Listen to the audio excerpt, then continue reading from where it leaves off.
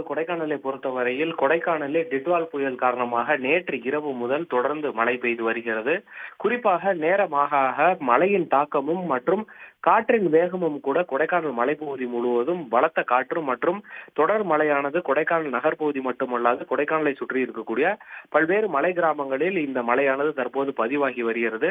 தொடர்ந்து பெய்து வரக்கூடிய மழையின் காரணமாகவும் புயல் முன்னெச்சரிக்கை காரணமாகவும் கொடைக்கானலில் வனத்துறை கட்டுப்பாட்டில் உள்ள சுற்றுலா தலங்கள் மட்டுமே பிரதானமாக சுற்றுலாவாக இருக்கிறது.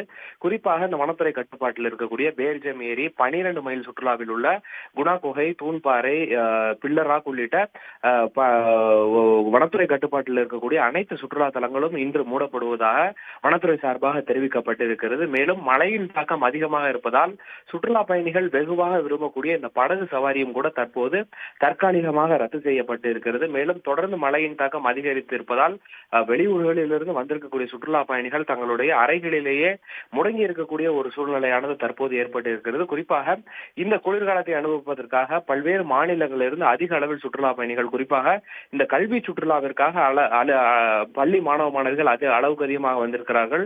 தற்போது வந்திருக்கக்கூடிய பள்ளி மாணவ மாணவிகள் தங்களுடைய அறைகளிலேயே இருக்கக்கூடிய ஒரு நிலையானது தற்போது ஏற்பட்டிருக்கிறது. கொடைக்கானலை பொறுத்தவரையில் தொடர்ந்து மழையின் தாக்கம் அதிகரித்துக் கொண்டே இருப்பது என்பதை குறிப்பிடத்தக்கது.